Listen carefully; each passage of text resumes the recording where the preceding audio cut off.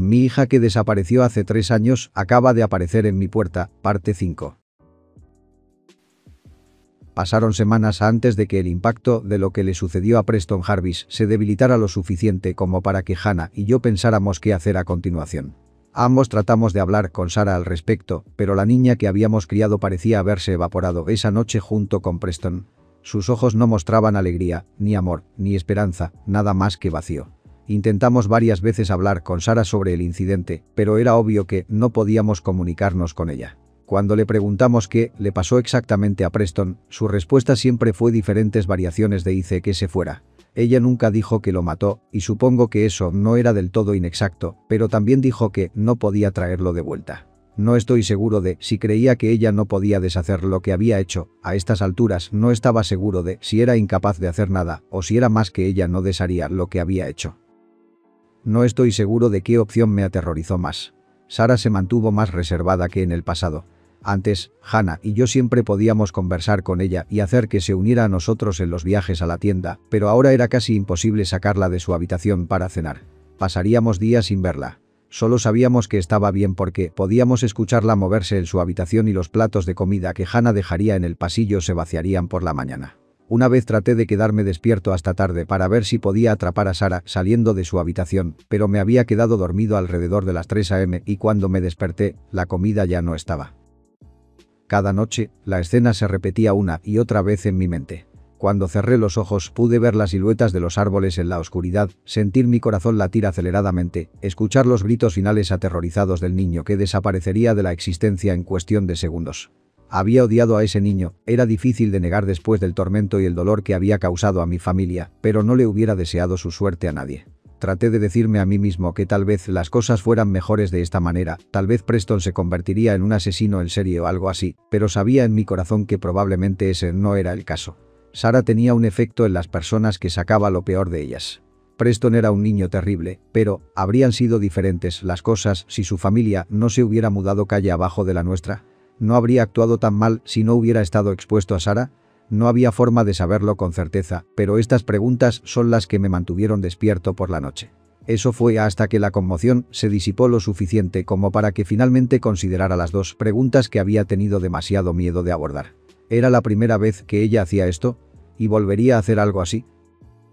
Un pensamiento cruzó mi mente en las primeras horas de la mañana después de que todos, excepto los mapaches y los grillos, se habían ido a dormir.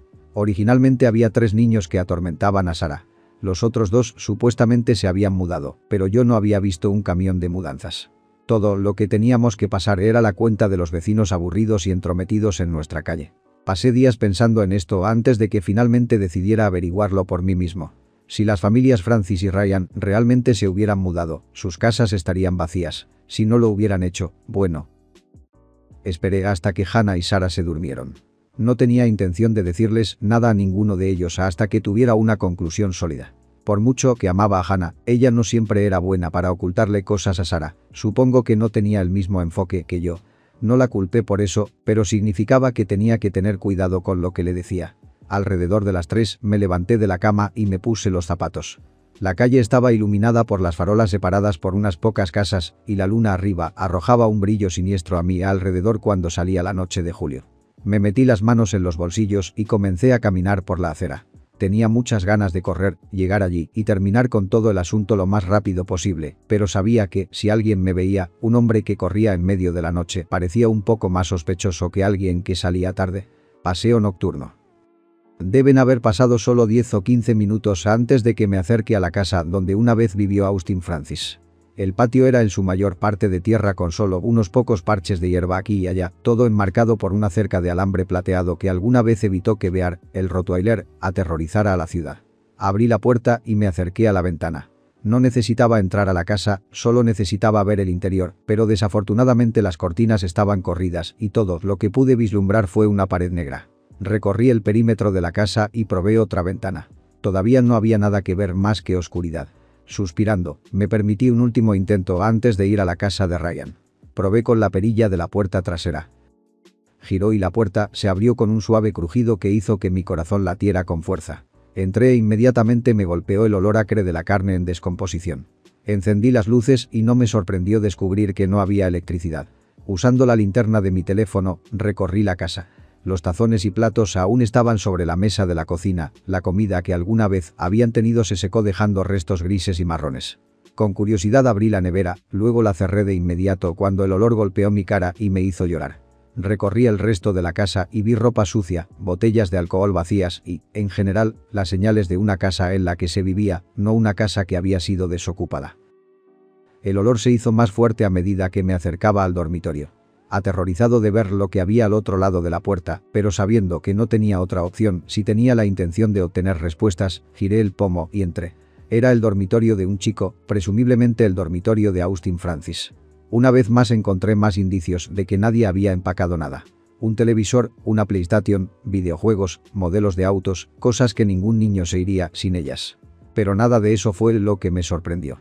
Lo que me sorprendió fueron las salpicaduras negras de sangre seca y tejido y fragmentos de hueso que cubrían las paredes, extendiéndose desde la cama como si el niño se hubiera ido a la cama con la barriga llena de explosivos. No por primera vez desde que entré en la casa, tragué bilis caliente de la boca del estómago. Cerré la puerta del dormitorio, pensando en borrar mis huellas dactilares de la perilla, luego me dirigí al dormitorio principal donde vi una escena similar. Tanto el señor como la señora Francis estaban acostados en la cama, excepto que les habían quitado la cabeza del cuerpo y la habían reemplazado con un arco similar de sangre y materia gris que pintaba las almohadas, las paredes y la cabecera. Después de eso, había visto lo que necesitaba y salí de la casa en una neblina. Una vez que la puerta detrás de mí se cerró, perdí la batalla con mi estómago y me tambaleé violentamente entre los arbustos de rosas que estaban plantados a unos metros de la puerta trasera. ¿Hace cuánto tiempo que la familia Francis supuestamente se mudó? No estaba seguro, definitivamente había pasado más de un año, probablemente más cerca de 2. Me devané los sesos mientras avanzaba por la calle hacia la casa de Ryan, tratando de recordar cada detalle que pudiera sobre cómo la información había llegado a Hannah sobre las familias que se habían mudado. Ella había sido la que me lo dijo en ambos casos. Ella había dicho que obtuvo la información de Tammy Howell, la mujer de al lado que tenía poco mejor que hacer que hablar por teléfono y mirar por la ventana. ¿Por qué mentiría Tammy sobre la mudanza de la familia Francis? ¿O había pensado honestamente que eso era lo que había sucedido, de manera similar a como el propio padre de Preston parecía pensar honestamente que nunca había tenido un hijo? La casa de los Ryan se veía mejor cuidada desde el exterior, aunque no mucho. La maleza se había apoderado del césped y una de las ventanas se había roto, presumiblemente por una piedra arrojada desde la calle.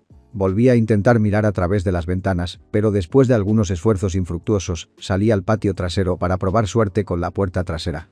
Una vez más, se abrió sin problemas. El hedor que me golpeó la nariz era mucho menos potente que el que persistía en la casa de Francis, pero igualmente desconcertante. Aún así, esperaba encontrar los mismos signos de abandono que había encontrado en la otra casa, pero cuando encendí la luz de mi teléfono, me sorprendió ver una casa algo limpia y vacía. Una capa de polvo y suciedad cubría la mayor parte de las superficies, pero no había muebles, ni fotos, nada que indicara que la casa estaba habitada. Parecía que la casa realmente había sido desocupada. Excepto por ese olor. Seguí el olor hasta un dormitorio y abrí la puerta. De nuevo tuve que reprimir las ganas de evacuar lo que me quedaba en el estómago. Se me humedecieron los ojos cuando levanté la luz para iluminar la habitación del chico. Esta vez, en lugar de pintar toda la habitación con sangre, solo la mitad lo estaba. En la cama estaban los restos de Kenny Ryan.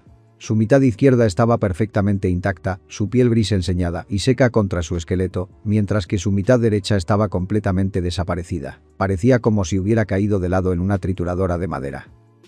A diferencia del resto de la casa, esta habitación parecía completamente intacta. No había señales de ninguna intención de empacar las pertenencias de Kenny para la próxima mudanza.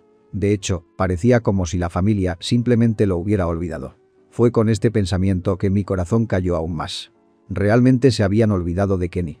No había desaparecido como Preston, pero bien podría haberlo hecho en los corazones y las mentes de su familia. ¿Es eso lo que Sarah había estado tratando de hacer con la familia Ryan el año anterior? No había forma de saberlo con certeza, no tenía intención de preguntarle, pero eso parecía encajar de una manera morbosa. Después de pasar otras semanas procesando por completo lo que había encontrado, compartí mi descubrimiento con Hannah. Estaba un poco nervioso por meterla más profundamente en el problema, siempre había tenido problemas para ocultarle cosas a Sarah, pero sentí que el secreto me devoraría si lo guardaba por más tiempo. El comienzo del año escolar se acercaba rápidamente, y Hannah y yo estábamos obsesionados con la decisión de permitir o no que Sarah se matriculara por otro año. Estábamos aterrorizados de que sucediera algo más, especialmente dado lo que había descubierto sobre las familias Ryan y Francis, pero también queríamos mantener cierta apariencia de normalidad para Sarah. Y si soy honesto, Hannah y yo necesitábamos un descanso del constante zumbido de peligro e inquietud que perseguía a nuestra hija y que ahora había cubierto cada superficie de nuestra casa. Todavía no habíamos tomado nuestra decisión, pero decidimos que era mejor que Sarah asistiera al menos a la orientación. Decidimos que iría con ella para ver cómo le iba, si alguien se le acercaba para preguntarle cómo le había ido el verano o para averiguar si había otros como Preston Jarvis en el tajo de Sarah. Nadie se acercó a ella, pero tampoco hubo bullying. A fin de cuentas, lo tomé como una victoria. Cuando llegamos a casa, Hannah se había ido. Dejó una nota diciéndonos que había recibido una llamada del vecino que necesitaba ayuda con algo y que volvería tarde. Esto me pareció extraño, pero hice todo lo posible por no pensar en eso, por si acaso Sarah estaba escuchando desde su habitación, a la que había ido directamente al momento en que llegamos a casa. Más tarde esa noche, recibí un mensaje de texto de Hannah preguntándome si Sarah estaba dormida. Le dije que sí y Hannah entró por la puerta principal, con la cara roja y los ojos hinchados. Luego comenzó a sollozar. La abracé y dejé que sus lágrimas empaparan mi camisa hasta que finalmente se calmó lo suficiente como para hablar. «Estoy tan asustada», susurró finalmente. «¿Asustado de qué?», pregunté, sabiendo muy bien de qué tenía miedo. Yo también tenía miedo. «Encontré algo», dijo Hannah, alejándose de mí. Tragó saliva y pude ver que su garganta subía y bajaba mientras buscaba las palabras. «Cuando tú y Sarah se fueron para la orientación, pasé por su dormitorio. No quería decir nada al respecto porque odiaba que mis padres revisaran mi habitación y esperaba no encontrar nada». Hizo una pausa por un largo momento. «Pero», dije, llenando el silencio y buscando en sus ojos la respuesta. «¿Qué encontraste?». Sacudió la cabeza, incapaz de hablar, luego sacó su teléfono y me lo entregó. En la pantalla había una foto que había tomado de una caja de zapatos vieja y manchada. Dentro había una colección de colas de una variedad de pequeños animales, algunos de ellos muy viejos y quebradizos, otros bastante frescos con carne y tendones aún adheridos de donde fueron arrancados. Este montón de colas estaba en un nido compuesto por docenas de collares y placas para mascotas manchados de sangre. Miré hacia arriba en estado de shock e incredulidad. «Encontré eso en su armario», dijo Hannah. «Pasa a la siguiente imagen». Me deslicé hacia la izquierda y vi la imagen de un libro abierto. Me tomó un momento, pero lo reconocí como un diario que Sarah había recibido de una de sus abuelas la Navidad pasada. Pegadas dentro del diario había fotografías, cada una con una gran X rayada en sus rostros. Me acerqué y reconocí de inmediato el rostro de Preston Jarvis. Al igual que esta imagen, muchos de ellos parecían haber sido recortados del anuario escolar. Reconocí el rostro de la profesora de ciencias de Sarah que había pedido que la sacaran de su clase y otra chica que había visto unas semanas antes saltando con muletas en el desfile del 4 de julio. Volví a deslizar y vi otra página llena de fotos, otro deslizamiento y aún más fotos. Más imágenes del anuario de niños, de maestros, fotos familiares de Kenny Ryan y Austin Francis presumiblemente robadas de las paredes de sus hogares ahora vacíos, fotos de terapeutas que misteriosamente habían dejado de devolver nuestras llamadas. Miré a Hannah, mi cara ahora completamente desprovista de color. No intercambiamos palabras, no era necesario, porque ambos comprendimos en ese momento que nuestra hija había estado haciendo estas cosas durante mucho más tiempo del que sabíamos y las había mantenido en secreto durante el mismo tiempo. Durante años, mientras pensábamos que la estábamos consiguiendo, manteniendo a raya sus talentos y enseñándole el bien y el mal, Sarah había estado torturando, matando y borrando a docenas de personas y mascotas en todo el vecindario. Si bien he estado tan absorto explicando lo que sucedió hace tantos años, han estado sucediendo cosas en las últimas semanas que nos tienen a Hannah y a mí aún más nerviosos que antes, comenzando con lo que sucedió en Red Trailer Truck Stop. A continuación, se muestra un artículo de noticias que leí esta mañana. 4 de mayo de 2022 han pasado poco más de 3 semanas desde que Esteban Gutiérrez llegó a Red Trailer Truck Stop donde trabajaba como cocinero de línea para descubrir los 9 cuerpos de sus amigos, clientes y compañeros de trabajo, y aún las autoridades están desconcertadas. El señor Gutiérrez le dijo a la policía que llegó aproximadamente a las 5:45 am para su turno de la mañana en la cocina cuando descubrió por primera vez el cuerpo de Emma Fitzgerald junto a la entrada de empleados. Notó una herida en la frente de Emma, que el forense del condado determinó que probablemente fue causada por una caída muy cerca del momento de su muerte. Los otros 8 cuerpos mostraban signos de traumatismo similares a los que describió el señor Gutiérrez, aunque el informe forense muestra que ninguna de las lesiones fue suficiente para ser fatal. Como se informó anteriormente, la averiguación preliminar no reportó indicios de violencia o robo, ni tampoco se encontró nada que indicara indicios de fuga de gas en la parada de camiones. Las autoridades ahora han completado las autopsias finales de los individuos y ahora informan que estas muertes no parecen haber sido causadas por veneno o infección. La policía y los profesionales médicos de la ciudad continúan desconcertados por este peculiar caso, pero nos aseguran que no parece haber ningún peligro para la comunidad en este momento. Vuelva a consultar aquí para obtener la información más actualizada sobre este desconcertante caso.